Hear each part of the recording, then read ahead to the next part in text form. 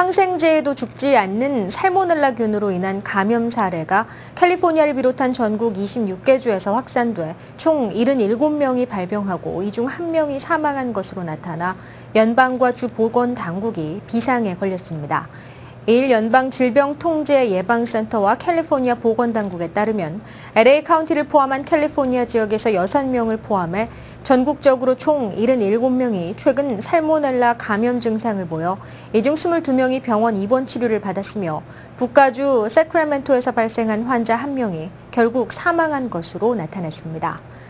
이번 감염 확산의 원인균은 살모넬라 하이델베르그로 불리는 항생제 내성을 가진 변종 슈퍼박테리아로 감염자들은 지난 3월부터 6월 말 사이에 소매점들에서 판매된 같은 터키 냉동고기를 먹고 감염된 것으로 나타났다고 보건당국은 밝혔습니다.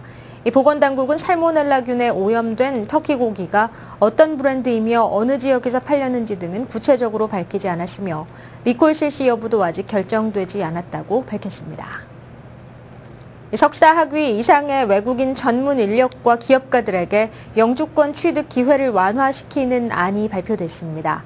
이일 국토안보부 자넷 나폴리타노 장관과 이민서비스국은 국가에 이익을 주는 기업체를 운영하거나 외국인 전문 인력일 경우 취업이민 2순위나 취업 승인서 신청 과정이 필요 없는 EB2 국익 면제 조항을 통해 영주권을 신청할 수 있다는 안을 발표했습니다. 국익 면제 조항 해당자는 별도의 취업 승인서가 없어도 곧장 취업 이민 신청서와 영주권 신청서를 접수할 수 있습니다. 석사학위 이상 소지자의 경우 스폰서 없이도 영주권을 신청할 수 있는 길이 확대되는 것입니다. 국토안보부와 이번 조치는 미국의 경제를 활성화시키기 위한 것으로 외국인 기업가들의 투자 유치를 끌어올리려 일자리 창출을 늘리겠다는 의지로 풀이됩니다. 다양한 인종과 언어가 결합된 가정이 많은 미국에서 부모들이 아이들에게 영어 외에 자신의 모국어나 심지어 가정부의 모국어까지 자연스럽게 습득시키려는 다중언어 교육 경향이 늘고 있습니다. 1980년 미국 총인구조사에서는 미국 가정의 11%만이 집에서 영어 외의 언어를 쓴다고 답했으나 2007년에는 20%로 거의 2배로 늘어났습니다. 최근 다언어 구사 능력은 갈수록 세계화되는 경제 상황에서 취업에 유리할 뿐 아니라 두뇌 발달에도 좋으며 심지어 치매 발병을 늦춘다는 연구 결과도 나오고 있습니다. 이에 따라 다중언어 교육 방식에 대한 부모들의 관심도 점차 높아가고 있습니다.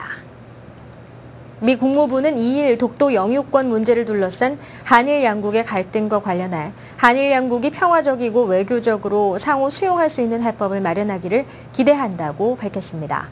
마크 토너 국무부 부대변인은 정례 브리핑에서 지금까지 양국이 자제력을 갖고 다뤄온 문제며 우리는 이런 자제가 계속 이루어지길 기대한다고 밝혔습니다.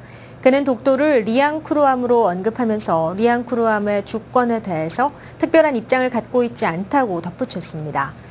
미 연방정부 기관인 지명위원회는 1777년부터 독도를 리앙쿠르암이라는 지명으로 사용해오고 있습니다. 자동차 산업이 고용 등 여러 측면에서 다른 어떤 부문보다 미국 경제 회복을 주도할 수 있을 것으로 진단됐습니다. 이일 컨설팅 전문 KPMG가 각 산업계 경영진을 대상으로 조사한 바에 따르면 자동차 업계는 내년 다른 부문보다 더 많은 인력 채용과 자본적 지출에 나설 계획입니다. 자동차 업계 경영진의 62%가 내년에 인력 채용을 예상하고 있다고 대답해 전체 조사자들의 고용에 대한 긍정적 응답 비율 평균 52%를 능가했습니다. 또 시설 투자 등 자본 지출에 관해서도 조사 대상 자동차 업계 인사 100명 중 71%가 내년에 증가를 기대하고 조사자 전체의 관련 비율 59%보다 훨씬 높았습니다. 미국은 2년 전 경기 침체의 늪을 벗어났지만 실업률이 여전히 9%를 넘어서고 소비자 신뢰는 이달 초 거의 2년 반내 최저를 기록했습니다. 미 자동차 산업이 전면 회복되기까지는 앞으로 수년이 소요될 수 있지만 향후 12개월 동안 더 개선될 것으로 예상됩니다. 디폴트 시한을 목전에 두고 극적으로 부채 협상안을 타결시킨 버락 오바마 대통령이 이제는 일자리 창출에 집중할 때라고 강조했습니다.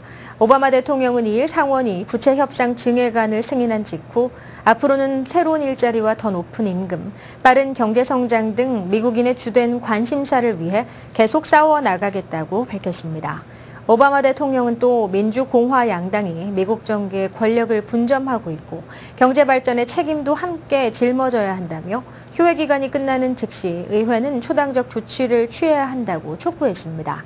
미 의회는 부채 상한 증액안에 대한 상하원 표결이 끝난 이날부터 사실상 한 달간의 휴회에 들어갔습니다. 사상 초유의 디폴트 위기 상황이 2일 미 연방정부 부채 상한 증액안의 법제화 완료로 막을 내렸습니다. 미 상원은 연방정부 부채 상한을 최소 2조 1천억 달러 증액하는 내용의 부채 타결안을 표결에 붙여 찬성 74표, 반대 26표로 통과시켰습니다. 이에 따라 미국의 디폴트 위기는 완전히 사라지게 됐습니다. 그러나 디폴트 시한일까지 쫓기며 벼랑 끝 협상을 벌였던 미 정치권의 리더십 실추와 신뢰 하락으로 향후 미국 경제의 대외 신용이 제대로 회복될 수 있을지는 속단할 수 없는 상황입니다. 연방정부의 부채 한도 증액 협상을 극적으로 타결하고 디폴트 시한을 앞두고 간신히 법적 절차까지 마무리했지만 이 국제 신용평가사들로부터 신용등급 강등 경고는 이어지고 있고 이 하반기부터 회복세를 기대했던 실물 경기의 둔화는 예상보다 심각한 것으로 나타났습니다. 이런 위기감은 증시에서 여실히 드러났고 다우존스는 산업평균지수가 265포인트 넘게 급락해 심리적 저지선인 12,000선이 무너지면서 더블딥 우려까지 나오고 있는 상황입니다. 그러나 디폴트 시한에 쫓기며 벌인 협상 과정에서 미국의 글로벌 리더십은 한계를 드러내 시장의 신뢰를 잃었으며 타결안의 내용도 시장을 만족시키기에 부족해 국제신용평가사들은 미국 신용등급 강등 가능성이 사라지지 않았다고 경고하고 있는 상황입니다.